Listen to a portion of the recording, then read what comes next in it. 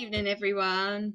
Just waiting to see when we're actually live, so I know when to officially start talking. But I'm finding this bit so annoying on Facebook at the moment because you can see it from the beginning before it tells me that it's live, and it's a bit of a mess.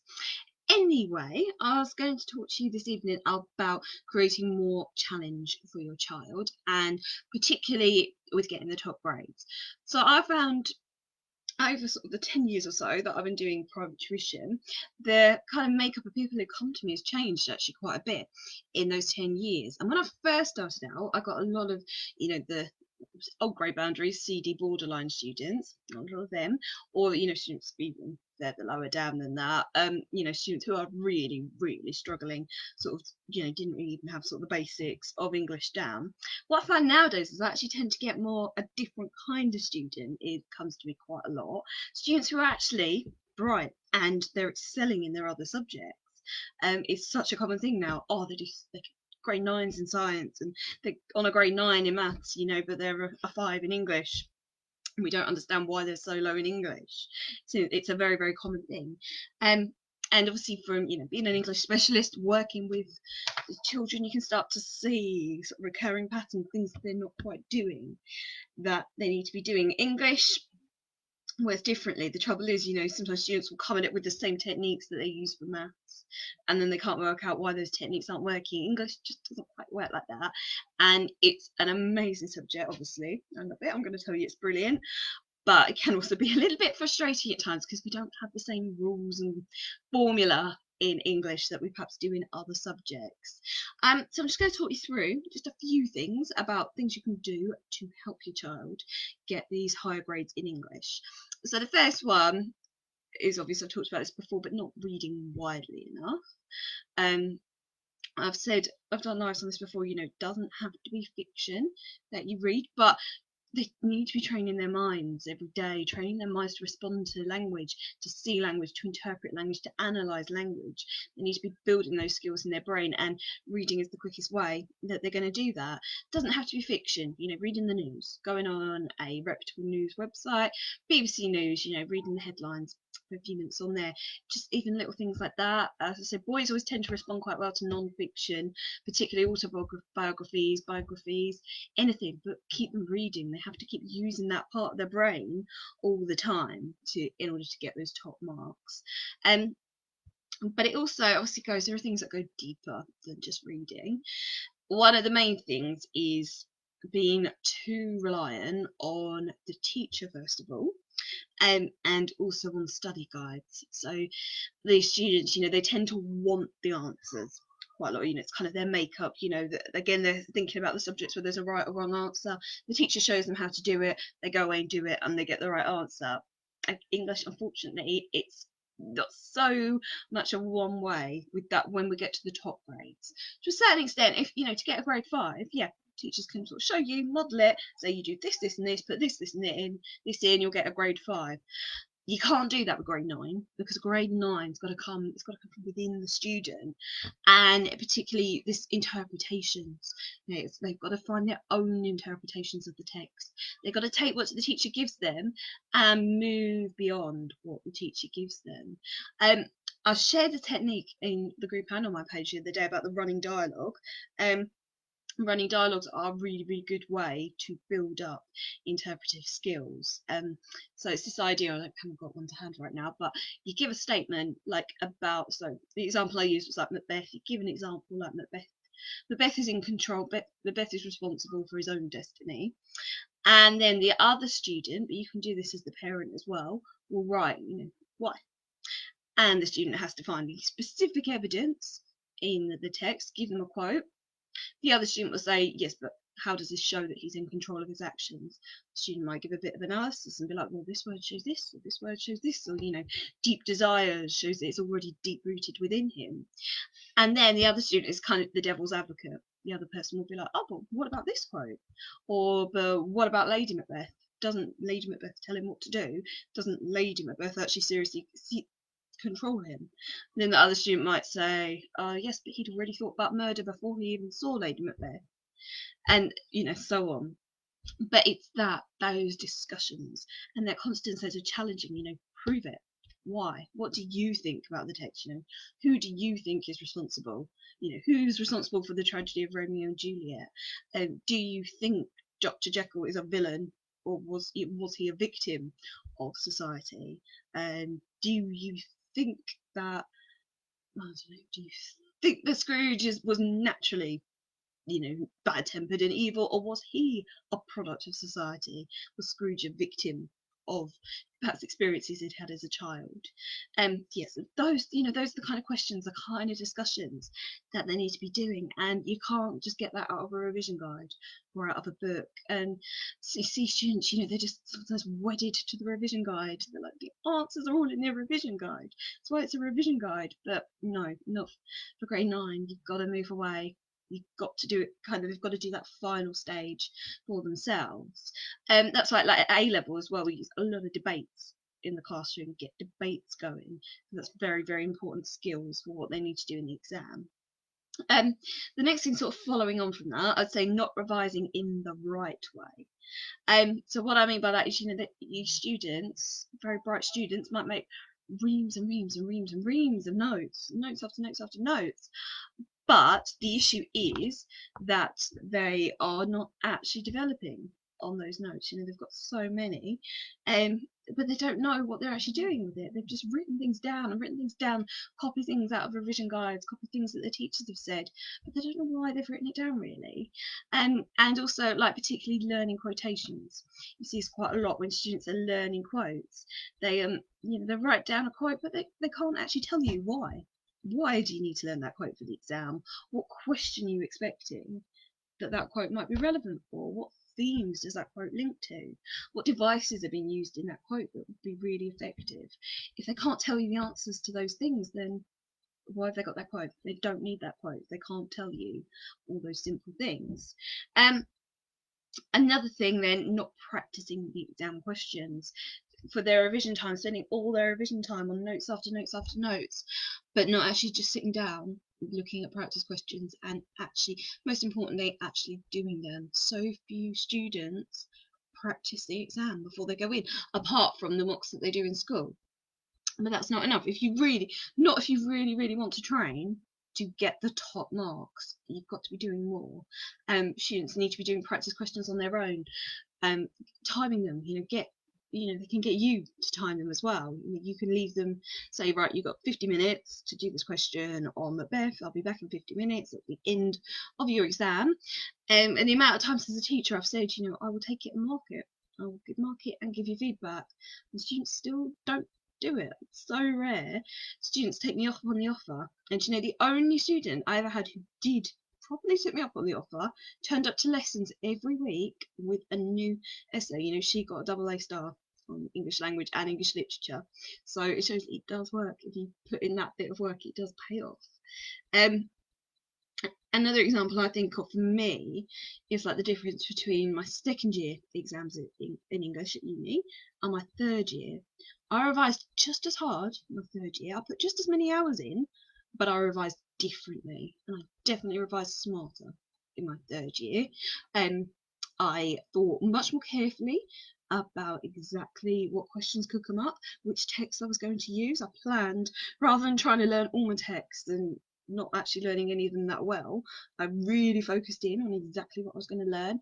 I sat and practiced the questions. I was much, much more focused with my revision in the third year. You could definitely see the difference in the results from that as well.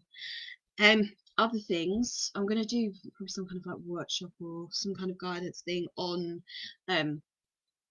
analysing quotes, but another big issue is explaining things rather than analysing. So what I mean by that is, in the exam, when they're writing essay questions, they give a point, they give the quote because that's what they've been taught to do, but then they don't really actually analyse the quote. They just tell me what the quote means. And I can kind of work that bit out on my own, that we want you to analyse. They're not really actually properly breaking down the quote, thinking about specific words. What exactly is this character saying? What specific techniques? Can we talk about alliteration, onomatopoeia? And is there iambic pentameter in Shakespeare running throughout this? They're not getting into that really nitty gritty. of analysis and linking it to the effect that the writer is trying to create. So I'm just thinking of an example, like in Macbeth, there's certain points in the play where he starts replicating the speech pattern of the witches. The witches have a very unique speech pattern in the play, compared to everyone else, all the other characters. And Macbeth actually starts imitating that later on in the play, and that's very significant when he does that, because obviously, you could link that to, is that a subconscious way that the witches are controlling him? His very language is mirroring them. So it's things like that students need to do, and they can't do that if they're not going deep enough into the text.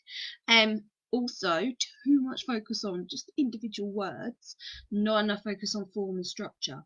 They're not stepping back. Now, I put a post on my main page. I think I popped it in the group as well, but about stepping back, seeing the bigger picture.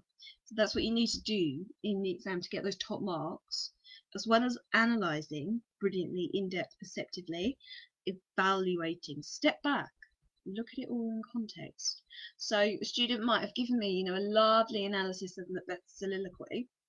He's, there's a dagger I see before me, famous soliloquy. They might have really analysed it, really gone into psychoanalytical, and analysis of it. But we need to know, well, why? What's that telling us about Macbeth at this point in the play? Then is this a sign that his psyche has already broken down? Before it, what kind of questions about guilt and responsibility are being brought up, those bigger questions on it. And also, as well, just remind myself in the notes, linking to form and structure as well. So where does it come in the play? Also things for like form. Students don't look enough at things like perspective and narrative voice. So for example, like if you're doing Pride and Prejudice, really key crucial bit is thinking about Austen's third person omniscient narrator, and the idea that this narrator, this narrative voice, she kind of jumps around in her character's head, but she also has this kind of this satirical voice that oversees it all, this kind of overview of it all, where she's also at the same time ridiculing her characters, making jokes about society, about the way that these characters all respond and interact in Georgian society, making satirical comments about how the material value that they placed on everything, some of the more ridiculous aspects of their culture and society as well. So that's another example of where you need to be looking at structure, narrative voice. The other thing for sort of losing marks is students being too wedded to the formula, as I call it. Now, I mentioned at the beginning, about like maths, there's like a formula, there's a way you do the questions, and there is in English. We do give it. So when students first start with analysis, we do like point evidence explanation or point evidence analysis. But by the time they get to the end of year 11, if they're a grade 9 student, they need to move beyond set formulae, set rules. Grade 9 writing is more instinctive because you go where the quotes take you. You get a quote, and I've talked about this before, this analogy. When you give a really good quotation, you squeeze it, like you get all the juice out of the quote, all the good stuff out of the quote, and then you move on, possibly to bring in another quote or to step into your evaluating, depending on where you are in the essay paragraph. So, grade 9 students, they'll give a quote and they'll get as much out of it as possible. They won't think, oh, it's time to do explanation now, or oh, I haven't done my T part of Peter. They've kind of moved beyond that. As I say, it's more instinctive. They're not even having to think about it. They're not having to think so much about formula and rules. And again, to be able to do that, to be able to get that instinctive level of writing, comes back to all those things I've already talked about. It comes back to really analysing your quotes and not explaining them. And it comes back to thinking about those bigger aspects of narrative, form and structure, narrative perspective, narrative voice, all those skills of a student, considering alternative interpretations of the text. If your child is doing those things, that's how they're going to get to that beautiful, instinctive writing with flair style that is, the grade 9s, the very, very top students will achieve. on that. So I hope that's helped. I hope that's given you, a few ideas, a few things that you can be doing with your child, things to get your child doing. So particularly if your child is sort of like year 10, going into year 11, or maybe as well at the end of year 9, you can start looking at, things like, well, looking at how they're revising. So if your child says, oh, I've just done an hour of English revision, well, what actually have they done with that hour? Look at it. Have they just copied out from a revision guide? Have they just been copying notes? Or have they actually been sitting there on their own independently, annotating things on their own independently? Have they been planning essay questions, practicing essay questions? How engaged have they actually been in that hour of revision time that they've been doing? Are they really thinking about those important skills? Are they doing the kind of work that's going to actually lead them to analysing and evaluating in the exam as well? So if you have any questions about any of that, because I know it's been a little bit of a whistle-stop tour through some of the main points there. If you do have any questions, please feel free to drop it in the comments or send me a message if you want to ask me more about this. If you want to see, like how something works, or more examples, more places to find these resources, and so on, then yeah, please just let me know. And the other thing, just before I sign off, if you're watching this, if your child is in year 7, 8, and 9, but this is also open to year 10, but I know, well, as I say, I lose track of who's going back to school on Monday, who isn't, but I know that at least some year 10 are meant to be back in school on Monday, so they won't be around for this. But at 10 o'clock, 10 to half 11, I'm doing a workshop, a how to become an English superstar. And I'm going to be probably touching on some of these things that I've mentioned actually for the reading. We're going to be looking at how to break down, when you get an extract, how to actually analyse it properly, how to structure your responses so that you're showing this high level analysis and that beautiful evaluation at the end of it. We'll also be looking at writing skills as well, which I haven't really talked so much about actually on this, and I've talked more about the reading side this evening, but we'll be looking at the writing skill side of the picture as well. How do you get the best marks in writing skills? And it's completely free, so if you are interested, I'll pop the link up again in the comments for the live. It's also posted in the group as well. But if you're interested in just giving your child a little bit of a boost, a little bit more focus, then please feel free to sign up. You just put your email in, and on the landing page you pop your email in, and then you'll get an email back with the link and the workbook. There's also sort of like 15-page workbook that goes with it, that obviously is going to take the students beyond what we've done in the workshop as well. And as I said, there'll be a few prizes if students do complete the work and submit it to me. Then there's going to be some prizes on offer as well, just to get students a little bit more incentivized as well. So any questions about that, please feel free to message me. Yeah, and I will be back hopefully with another live next week as well. I think perhaps I might talk more about the writing skills side of thing next week, because I think I've focused very heavily upon the reading tonight. Okay, so I will see you all very soon. Have a lovely evening and a lovely week.